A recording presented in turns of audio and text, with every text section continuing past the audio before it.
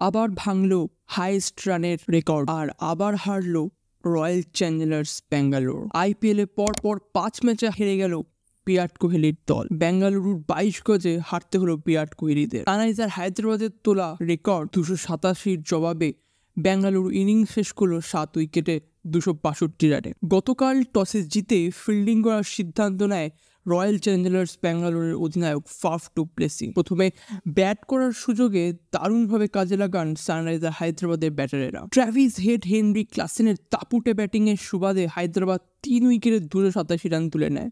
আইপিএলের ইতিহাসে এটাই হয়তো সবচেয়ে দলীয় ইনিংস। 19 দিনের মাথায় নিজেদের রেকর্ড নিজেরাই ভেঙে দিল হায়দ্রাবাদ। গত 27 মার্চ মুম্বাই ইন্ডিয়ান্সের বিরুদ্ধে 3 উইকেটে 277 রান করেছিল প্যাট কামিন্স। বেঙ্গালুরুর 22 গজে আগ্রাসী মেজাজে শুরু করেন হায়দ্রাবাদের 2 ওপেনার অভিষেক শর্মা এবং ট্র্যাভিস হেড। অভিষেক শর্মা 22 বলে 34 রান করে আউট হয়ে যায়। 2টি করে 4 এবং 2টি করে 6 মারেন তিনি। কিন্তু উইকেটের অন্য প্রান্তে লক্ষ্যে অবিচল ছিল ট্র্যাভিস হেড। একদিনের বিশ্বকাপের ফাইনালের নায়ক এই অস্ট্রেলীয় ব্যাটার পূরণ করলেন নিজের 100 রান মাত্র 39 বলে। শেষ পর্যন্ত 9টি 4 এবং 8টি 6-এর মাধ্যমে তিনি 41 বলে 102 রান করলো। 3 নম্বরে নামা ক্লাসেনও পেটাতে শুরু করলো আরসিবির বোলারদের। তিনি 31 বলে 67 রানের ইনিংস করেছেন।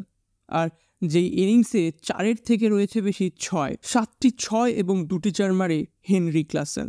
পরে এডেন মাকরাম এবং আব্দুল সামাদও দলের সেই রানের গতি বজায় রাখলো। মাকরাম 17 বলে 32 এবং আগ্রাসী মেজাজে সামাদ 10 বলে 37 রান করে। 4টি 4 এবং 3টি 6 এলো তার ব্যাট থেকে। বেঙ্গালুরুর সফলতম বোলার 52 রানে 2 উইকেট নিয়েছে আর 68 রান খরচ করলো ইংলিশ বোলার রিস টোপলে। বড় লক্ষ্য তাড়া করতে নেমে আগ্রাসী মেজাজেও শুরু করেছিলেন কোহলিরা, কিন্তু ধারাবাহিকভাবে উইকেটের পড়ার জন্য তারা নির্দিষ্ট লক্ষ্যে পৌঁছাতে পারলেন না। ওপেন করতে নেমে কোহলি 20 বলে 42 করলো, 6টি 4 এবং 2টি 6 মারল। অপর প্রান্তে ছিল ওপেনার ডু প্লেসি। তিনি ছিলেন বেশি আগ্রাসী। তার ব্যাট থেকে এলো 28 বলে 62 রানের ইনিংস। ব্যাঙ্গালোরের এই অধিনায়ক নিজের ইনিংস সাজালেন 7টি 4 এবং 4টি 6 দিয়ে। শুরুর ভালোটা ধরে রাখতে পারল না ব্যাঙ্গালোরের পরের ব্যাটসম্যানরা।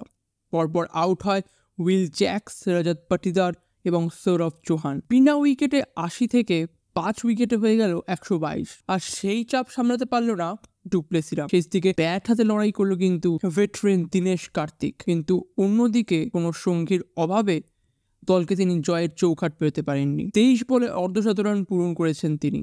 শেষ পর্যন্ত কার্তিকের ব্যাট থেকে এলো 35 বলে 83 রানের এক অবিশ্বাস্য ইনিংস। মেরেছে 5টা 4 এবং 7টা 6। তার ইনিংস কিছুটা হলেও হায়দ্রাবাদকে চাপের মুখে ফেলে দিয়েছিল, কিন্তু শেষ পর্যন্ত 287 রান চেস করা সত্যি চাপের ব্যাপার। এছাড়াও মহিপাল লোমড়োর 11 বলে 19 করে 2টি 6 মেরেছে। চেষ্টা করেছেন অনুজ রাওয়াতও, কিন্তু 14 বলে 25-এর বেশি তিনি করতে পারেননি। আর এর সাথেই বেঙ্গালুরুর প্রথম টিম যে সর্বোচ্চ রানও করেছিল 2013 সালে এবং সর্বোচ্চ রানও খেলো 2024-এ। পরপর 5টা ম্যাচ হেরে বেঙ্গালুরু হয়তো আইপিএল লিগ থেকে এবারে ছিটকে গেল।